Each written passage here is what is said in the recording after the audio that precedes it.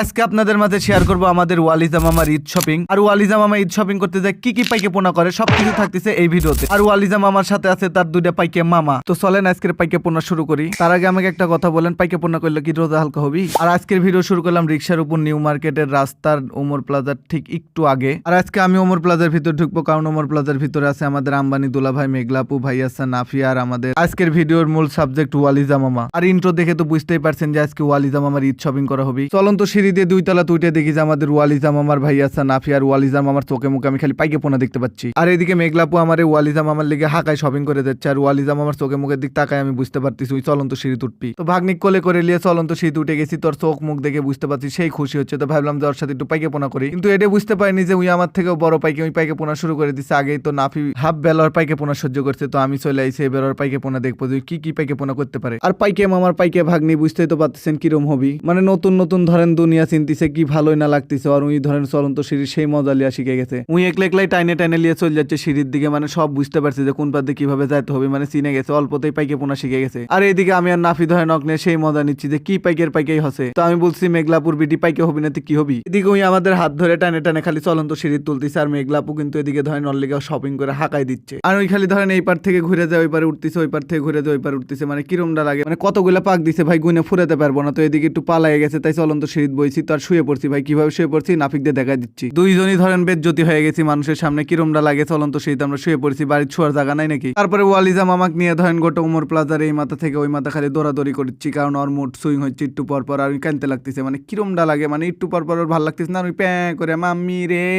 আর ওই মাম্মি রে করলেই ধরেন মেঘলাপুর কাছে লিয়ে যেতে হবে। মেঘলাপু শপিং করতেছে, আর ওকে লিয়ে গেলে ধরেন শপিং এর 12টা বাজে যাবি, যার কারণে ধরেন ওকে আমি আর নাফি ধরেন শান্ত করে রাখতেছি, যা করতে চাচ্ছে তাই করাচ্ছি। পাশে লাক্সারির ভিতরে ঢুকে ধরেন ওকে ছেড়ে দিছি যে মামা তোর যা ভাল লাগে তাই করতো, একটু আমরা রেস্ট করি। এদিকে ধরেন লাক্সারির আপু রক পুতুল দেখেছে, দেখে লাভ হবি না, ওর মুড সুইং করে, পাইকে পোনা খাটবি না। তারপরে ধরেন ওকে লাক্সারির ভিতরে মেলাক্ষণ রেখে দিয়ে ধরেন আমরা ধরেন একটু রেস্ট করতেছিলাম। তারপরে ধরেন ওর মুড সুইং হয়ে যায়, সেই কানতে লাগে, ওই কানতে লাগছে। আর আমি ক্যামেরা অন করে লিছি যে ওই পাইকে পোনা করতেছে, আর পাইকে পোনা ছুটে দিচ্ছি, মানে ক্যামেরা অন করছে। আমি বলতেছি যে মামা কি করতেছে এটা, আমার পাইকে পোনা দেখে ধরেন ওই মাম্মি রে শুরু করে দিছে। তো এবার আমার আর পাইকে পোনা খাটলো না, মেঘলাপুর কাছে নিয়ে চলে গেছি। তো মেঘলাপুর কাছে যাই আমি মেঘলাপুর করছি যে তোমার ফিলিংস কেমন।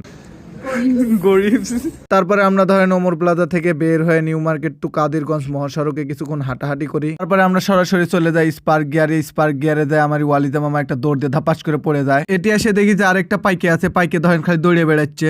আর এদিকে ধরেন মেঘলাপু ধরেন শপিং করে একবার পুরোটা হাঁকাই দিচ্ছে, যখন যেটা ভালো লাগছে সেটা কিনে নিচ্ছে। এদিকে আমাদের আম্বানি দুলা ভাই আমাকে আর নাফিক ধরেন দুটো পকেট পারফিউম গিফট করেছে। তো নাফি আমাকে লোক দিয়ে বলছে বেটা কুইন্ডেলিবু। তারপরে ট্রলিত করে ওয়ালিজাকলে একটু ঘুরে বেড়ায় নাফি। স্পার্ক গিয়ার থেকে বের হয়ে ধরেন আমরা আরেকটা শপিং সেন্টারে চলে যাই, এটার নাম আমার মনে নাই। এটি